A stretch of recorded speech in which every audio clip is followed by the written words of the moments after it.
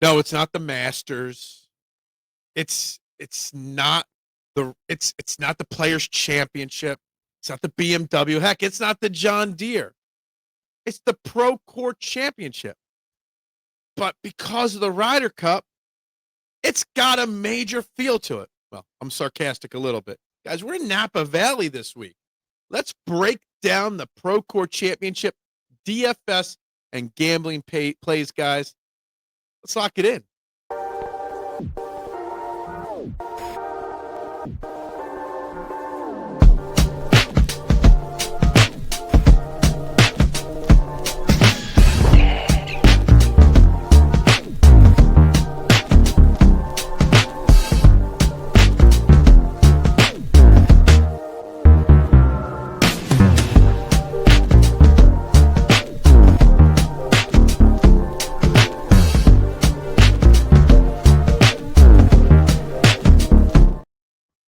And a very good day to everybody. Welcome to Fairway to Heaven, the fall swing. Guys, this is a replay, this is a recording. So before we talk golf, make sure you do me a favor, hit that like button. Make sure you do me a favor, hit that share button. And of course, subscribe to the STT Sports Network YouTube page. Hey, maybe if my goals are correct, we'll be over 1,000 by the time January and the Century Tournament Champions happen. But we only do that if you guys hit that like and subscribe and share button, guys, please. I'm Phil Stiefel, rolling solo for about 10 or 20 minutes tonight as we break down this week's arguably the greatest fall swing tournament of all time, the ProCorE Championship, coming to you from Napa, California at the Silverado Resort and Spa North Course. Guys, we got lots to talk about. Normally, we would probably not do too many fall swing events or many golf shows after the Tour Championship, but with the Ryder Cup happening next week, the stars are out for the ProCorE Championship. Arguably, like I said, as a joke, but arguably one of the deepest fields you'll ever see in a fall swing event. So we're going to break it down. I'm going to give you who my favorite plays are and why, betting-wise and DFS-wise. So, guys, lock in, and let's just break it down first and foremost. Like I said, we've got all but 2 Ryder Cup Team USA players playing this week. The only 2 not playing, Keegan Bradley, the captain of the team. Well, Keegan Bradley's not playing because he's the captain. Bryson DeChambeau, he'll be there as a fan, as a supporter, whatnot. I think he got media credentials. And Xander Scheffler is not playing. Supposedly, it came out just recently. He did have a baby recently, so that is why he's staying home one more week with his family and his wife and his new baby. So I guess that's an excuse for Xander not to play. But we do have Xander and company teeing it up this week, along with a very weak field outside of the top 10 guys. So we're going to break it down, what this course is and what the event is and what it's going to take to win this event here. The ProCorE is played, like I said, at Silverado Resort in the North Course here. It's a short par 72, under 7,150 yards. Right now it's listed as 7,138. Maybe plays a little longer than that. But par 72 course. Loaded with lots of great golfers. What do you need to do to win here? You got to be short course like this, par 72.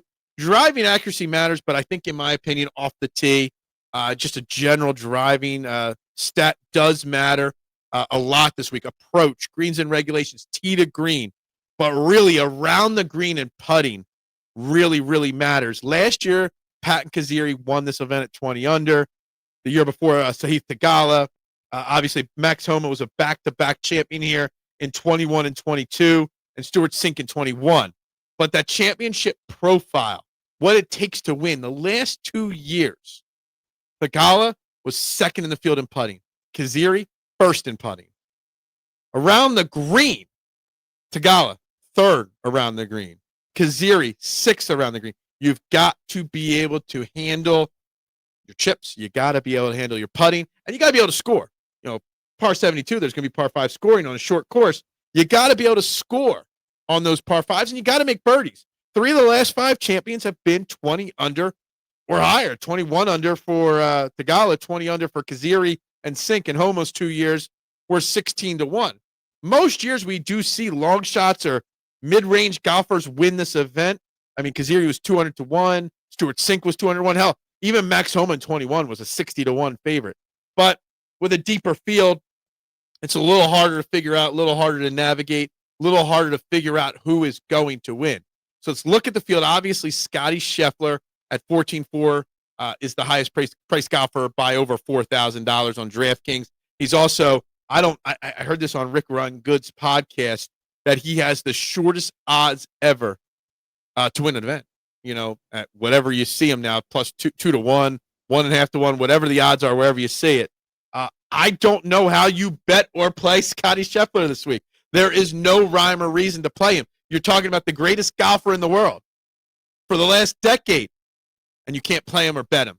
You play him on DraftKings, you pick Scottie Scheffler, you're left with just over 7,100 to fill out the rest of your roster. It means you're dipping into a lot of Corn Ferry Tour guys in the 6K range.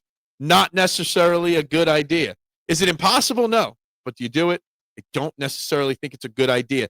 Heck, I'll even say I'm fading the entire 10K range, betting and DFS. I'm not playing Justin Thomas. I'm not playing Russell Henley. I think you build your lineup starting in the 9K. I'm going to give you 4 names. I like 3. I'm going to say 4. Sam Burns. Love Sam Burns this week, especially when you need to putt and make birdies and score on par 5s. I don't know if there's anybody better. This field in the last 36 rounds, Sam Burns is your best putter in the field. Heck, in this 9K range with Cam Young, he's second in the field. So your best putters, Ben Griffin, 4th in the field in putting. So Sam Burns, Ben Griffin, Cam Young, I think they're the best place to start your lineup with. I've got outright bets, I believe, on all of them. Yes, Sam Burns. No, I did not bet Ben Griffin outright, but he was on a maybe card there. JJ Spawn, also another guy, a grinder of a guy. I don't know if he can get to 20 under to win the event, so I don't have an outright on him. We will get to my thoughts on JJ Spawn when we go over my betting card. But they're the guys. I know a lot of people are talking about Collin Morikawa. Get in on him early when you can. I'm off on Collin Morikawa. I'm not a fan of Collin Morikawa. I think Burns, Griffin, Spawn, Cam Young, they're your best bets to start your card with, betting or DFS-wise. I don't think you can do much. They do everything exactly how you want them to do on a course like this. You dip into the 8K. The only guy on the Ryder Cup team that's not 9K or above is Harris English at 8,900. Harris English is a phenomenal play this week. Projected only at 13% ownership for DFS, 8,900. The guy's a great golfer. I mean, great off the tee, great around the greens. He literally does everything well. And I think I kind of feel like Harris English is an underrated golfer on the PGA Tour. I mean, he made it through the BMW Championship, finished 12th, didn't make it to the Tour Championship, 2nd at the Open, 4th at the Travelers, 2nd at the PGA, 11th at the Truist, 12th at the Memorial, 12th at the Masters, 18th at the Houston Open. Won the Farmers earlier this year. I mean, he's not even like he hasn't won in a while. He's got 5 wins on the PGA Tour in his career. Harris English, 8,900, 12% ownership, 30-1 is what I bet him at. That's my play of the week. I also bet him top 20 at -110. I kind of feel like that's a steal, financially speaking. Harris English, to me, wins this event. Also in the 8K range, Akshay Bhatia, 35-1. Really great approach player. Got to figure out the putting. His putting scares me a little bit, but I think there's a little boom there, potential. Young 20-year-old Jackson Koiven, I think I said that right. I think he's a fantastic DFS play at 8,500. I think his price is going to scare some people away. 6th at the ISCO, 11th at the John Deere for the young amateur. Strong play there. Matt McCarty at 8,200. You can get behind that as well in the 8K range. Some are going to lean towards Max Homa as a 2-time champion here. Still going to kind of shy away from him a little bit, in my opinion. I'm still going to wait and see. I'll get into my repeat championship likes later on, but I'm going to stay away from Max Homa. Max Hubbard and Matt Kuchar at the top of the 7K range. I think they're both great DFS plays. I think Mark Hubbard, top 20 at +210. With all that he does well, he's a great putter, just a grinder. I think he's a really sneaky good play this week. Tied for 3rd at the Wyndham. Only missed 1 cut since April. He's a cut maker machine. 75-1. I couldn't quite get on him to win the event, but top 20 at better than even money, 2-1 on your money plus. I think it's a really, really good play. I really like Mackenzie Hughes this week as well. he's just a guy that played really good golf this year. So that's another guy I really like a lot in the 7K range. Cam Champ, great off the tee, solid putter. Not sure. I know a lot of people are talking about him. I'm going to stay away from him. Tom Hoagie's a guy I just don't understand. His numbers should be so much better. On a course that's short and straight and approach and all. And I know a lot of people are talking about him. I know a lot of people like him. He modeled out so terribly this week for me. I'm going to stay away from him. In the 6K range, there are some plays you can get behind for sure. You got to dip into the 6K range in general, especially if you want to play Scottie Scheffler. A guy like David Lipsky, top 3 at John Deere and the 3M Open, shorter hitter, which is fine, but great tee to green. Approach around the green, made all 4 cuts here at the PROCORE in the past. I think David Lipsky, 6,900 is a really solid play in the 6K range. Justin Lauer, I believe, hold on, I don't have notes, but I have him starred. Let me just see here real quick. PROCORE. Yeah, he finished 7th here last year, so he's got good course history here. Kind of a guy I'm looking at. Pat Kaziri, I'm going to get in on Pat Kaziri as the defending champion. If Max Homa can do it, why can't Pat Kaziri? Pat Kaziri's not a great golfer by any stretch of the imagination, but he's really good around the green. And his last 3 events on the PGA Tour, he's gaining about 4 strokes putting total in the last 3 events on the PGA Tour. 44th Wyndham was the last time we saw him. Last 5, actually 7 of the last 8 events on the PGA Tour, gaining strokes around the green. He was a overall decent approach player. He's got 3 wins on the PGA Tour. Pat Kaziri could go back-to-back if you're going to go that way. Jackson Subra at 6,800. That's another name I'm interested in. I know my man Len Hochberg, DFS Writer of the Year, 3-time winner of that award. Justin Hastings, he's in on, and I don't hate the idea. In his short little career, has done pretty solid. Made 2 of his 5 cuts. 1 at the Mexico Open, a weak field like this, and 1 at the U.S. Open. He made the cut. But I'm going to go a different angle, and this is kind of crazy. This is my bomb of the week. This is my long shot of the week. This is my I'm crazy for doing this. Let me tell you something. If I told you a guy had won 2 times this year on the PGA Tour, okay,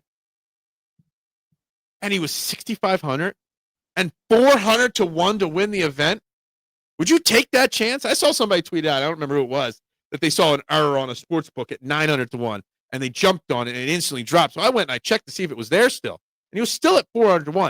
And that's 2-time winner Brian Campbell. Do I think Brian Campbell's a great play this week, DFS-wise? Absolutely not. The guy's great around the green. He's solid putting. But outside of that, I mean, he's missed 1, 2, 3, 4, 5, 6, 7, 8, 9, 10, 11, 12, 13 cuts this year on the PGA Tour. But you know what he's got? Actually, more than 13 cuts. But you know what he's got? He's got 2 wins on the PGA Tour this year. Brian Campbell, 6,500. That arguably might be 1, 2, 3, 4, 5. I'm counting those. Yeah, I mean, arguably, if he didn't finish first, he missed the cut almost always. I mean, he doesn't even have a top 20 this year outside of his 2 wins. He doesn't have a top 30 outside of his 2 wins.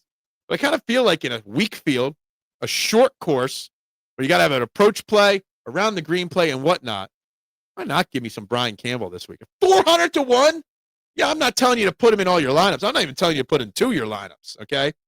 But 400 to 1, when you've won twice this year, damn, that's disrespectful. So my betting card this week, so I went a little different. So I got some top 20s, top 10, and a whole bunch of outrights because I do have Kaziri at 250 to 1 and Brian Campbell 400 to 1. I put pennies on the dollar on those guys because they're long shots. But we have seen long shots win this event 2 of the last 5 years. All right, I've got Matt McNeely at 28 to 1. I got, Harris English 30 to 1. That's my big bet of the week this week. Akshay Bhatia 35 to 1. I've got Sam Burns 20 to 1. Cam Young 22 to 1. In my top 20 bets, Harris English, Ben Griffin, both are just under even money. Jackson Coyven is plus 160. I like that a lot. Mark Hubbard 210. I like that. Mackenzie Hughes 260. And then again, top 10, I bet JJ Spawn at plus 190. I think they're really all good bets, guys. It's going to be fun to watch this kind of a weak field.